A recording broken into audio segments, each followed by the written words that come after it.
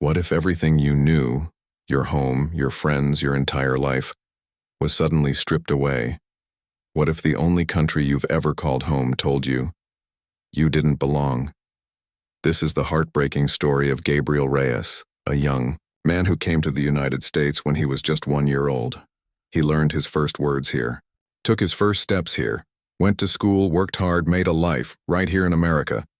But now, after 17 years, the government says he's not one of us, and they're sending him back to a country he doesn't even remember. Tonight, you'll hear a real story of love, fear, and identity. A story about what happens when your entire existence is called into question, and you're forced to start over in a land that feels like a stranger. Gabriel Reyes never knew any home other than the United States. Raised in Houston, Texas, he was just another regular kid. He played soccer in the neighborhood park, loved pepperoni pizza, and spent hours watching superhero movies with his younger cousins. At school, he was quiet but friendly, the kind of guy who helped you with your math homework and then walked you home if it was late. But Gabriel always sensed that his life was somehow more fragile than others. His mother, Teresa, often whispered to him growing up, "Stay out of trouble, mijo. Never talk about where you were born. Blend in." He never fully understood what she meant, until much later. The truth was that Gabriel was born in Mexico but brought to the U.S. when he was just a baby. They crossed the border in the back of a pickup truck, fleeing poverty and an abusive household. Teresa risked everything to give her son a better life, and for 17 years it seemed like they had made it. But one mistake changed everything. At 19, Gabriel was pulled over while driving to work. A broken taillight, nothing serious. But when the officer asked for his ID and insurance, Gabriel hesitated. He didn't have a license. He didn't have a social security number. He didn't even have a valid ID. His heart pounded as he was asked to step out of the car. Within hours, Gabriel was transferred to ICE custody. Gabriel, interview clip. "I didn't even know what was happening. They said I wasn't supposed to be here, Mom, but this is my home. What do they mean I'm not from here?" At the detention center, the reality set in. Gabriel was undocumented. He had no legal protection, no DACA, no pathway to citizenship. His mother had never applied for asylum or any status. They had lived quietly under the radar for nearly 2 decades. Now the same silence that had protected them was turning into a prison. Gabriel's case was fast-tracked for deportation. His family hired an immigration attorney, hoping to stop the process. They argued that Gabriel was a classic dreamer, brought here as a child, raised in the U.S. with no ties to his country of origin. But because of his age and lack of prior documentation, he didn't qualify for any protections. Attorney. Clip. Gabriel fell through the cracks of an immigration system that's both outdated and merciless. His entire life was here, but the law didn't care. While he waited behind bars, Gabriel's world unraveled. His job at the local barbershop let him go. His girlfriend stopped answering his calls. His friends didn't know what to say. Even worse, he realized he had no memory of Mexico. He didn't know the address of any relatives there. He didn't speak the language fluently. The thought of being deported wasn't just scary, it was paralyzing.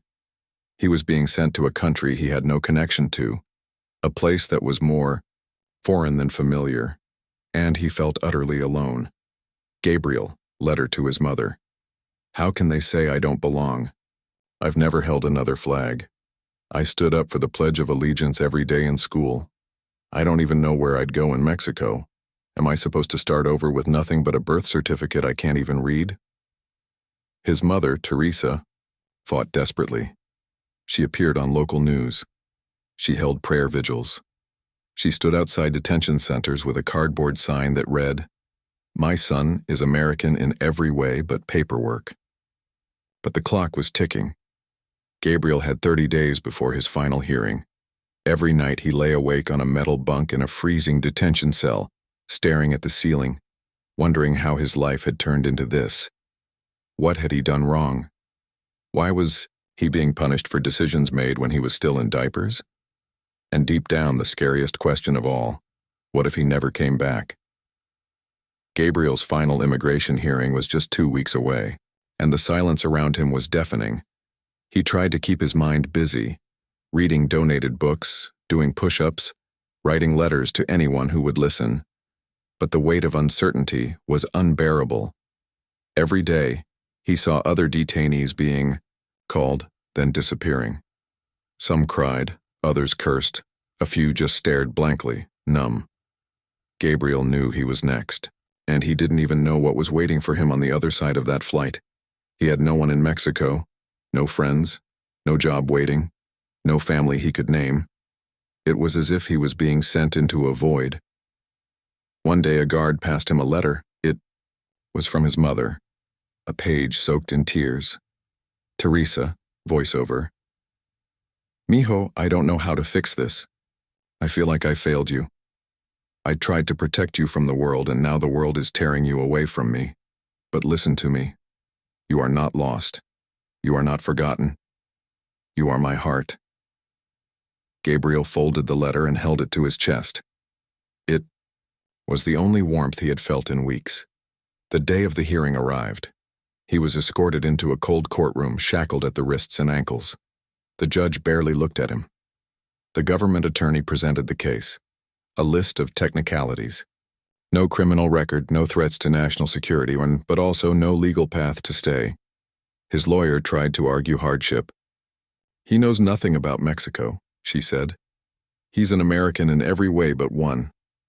The judge nodded, but his expression didn't change. Judge, Mr. Reyes, I sympathize with your circumstances, but my job is to interpret the law, not rewrite it. You are ordered removed from the United States. Just like that. It was done. The words hit harder than Gabriel expected, as if his entire existence had been declared invalid in a single sentence. Back in detention, he stared at the wall. Time passed in fragments. The days blurred. The night before his deportation, he didn't sleep.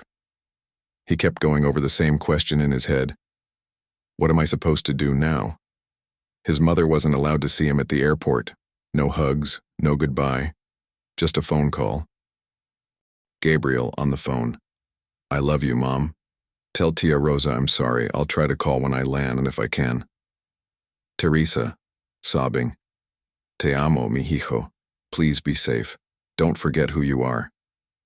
At the airport, he was walked through the terminal by 2 ICE agents. Tourists stared. Children asked questions. A woman clutched her purse. He wasn't a criminal, but he was treated like one. As the plane took off, he pressed his forehead to the cold window. Below, the city lights faded into a web of memories he could never touch again. Houston, the street where he learned to ride a bike, the corner store where he bought chips after school, the park where he kissed his first girlfriend. All gone. And what was waiting for him? Nothing. He landed in Mexico City with a government-issued envelope, a temporary ID, and a map. That was it. He didn't know the currency. He didn't know how to get around. He didn't even know where to sleep that night. Wandering out of the airport, he felt invisible, small, like a ghost walking through a country full of strangers. Gabriel, voiceover. I felt like I'd been erased from both sides. America no longer wanted me, and Mexico didn't even know who I was. He checked into a cheap hostel with the little money his mother had wired him. He lay in bed, staring at the ceiling fan, its slow rotations mirroring the chaos in his head. For days he didn't go out. He didn't speak. He couldn't eat, couldn't sleep. He was afraid to ask for help, afraid of being judged for not knowing the language or the customs. Eventually, hunger forced him outside. He wandered into a small, local diner. The waitress noticed him struggling with the menu. She smiled gently and asked, Primera vez aquí? He nodded. Sí. She sat down, helped him order, and gave him a name, Casa del Migrante, a shelter run by volunteers that helped people like him, deportees, returnees, the forgotten. Gabriel went the next day, and something changed. There, for the first time, Since arriving, he met others like him, fluent in English, lost in Spanish, hearts broken by a system that didn't want them. Some had families in the US they would never see again. Others were trying to survive without IDs, housing, or purpose, but together they weren't invisible anymore. Gabriel wasn't healed, but he wasn't alone. And in that moment, something inside him began to shift. In the weeks following his deportation, Gabriel slowly began to piece himself back together, not because he was ready, but because life refused to wait. The shelter, Casa del Migrante, became his landing pad, a place where people like him, lost between two countries, could breathe for a moment. Volunteers helped him enroll in Spanish classes.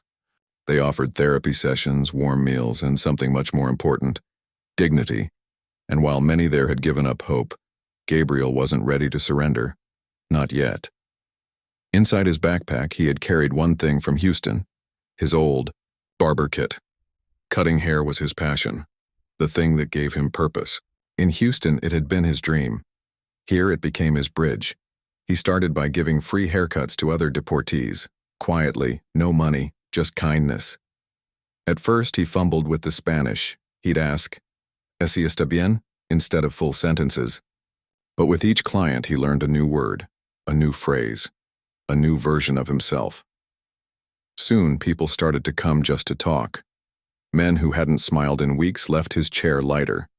He listened to their stories, their fears, their regrets. Gabriel realized something powerful. His pain wasn't unique, and that made it universal. One afternoon, a volunteer named Ernesto approached him with an idea. "Why don't you share your story online? There are people out there who need to hear it." Gabriel hesitated. Who's going to listen to a deported barber? But Ernesto persisted. Maybe someone like you, someone who thinks they're alone. So, with an old Android phone and a shaky voice, Gabriel filmed a video. He told his story, raw, broken, honest. He spoke in English, then tried again, this time in Spanish, stumbling over the words, laughing nervously. He titled it, "They Deported Me to a Country I Don't Remember." He uploaded it and forgot about it. A week later, the video had 20,000 views, then 100,000, then 500,000. Comments poured in. "I thought I was the only one. My cousin went through this. Thank you for speaking out. This broke me and healed me." "You're not alone, hermano," Gabriel kept recording. From a shared room in the shelter, he spoke about mental health, loneliness, rebuilding from nothing. He shared what he was learning, how to open a bank account in Mexico, how to get a work permit, how to survive. His following grew. A foundation reached out, offering him a small grant to expand his videos into resources. A local news station featured his story. He was invited to speak at a migrant rights forum, and through it all, he kept cutting hair, kept listening, kept healing. His mother watched every video, crying in front of an old laptop in Houston. They spoke every night. And though the distance hurt, her heart ached less, because she saw her son slowly rising again. Gabriel, voiceover. Being deported was like dying. But then waking up in a new life I didn't ask for. I'm still grieving the one I lost, but I'm also building something new. With my hands, my words, and my truth. Months later, Gabriel opened a tiny barbershop in a shared space in Mexico City. A place he now calls Borderline Cuts. Not just a place for hair, but for hope. Every cut came with a conversation, a listening ear, a reminder that even after everything is taken from you, you can still give. He still dreams of returning to the US someday. But now, he no longer waits in silence. He fights. He tells stories. He gives others the courage to speak. And perhaps most importantly, he remembers who he is.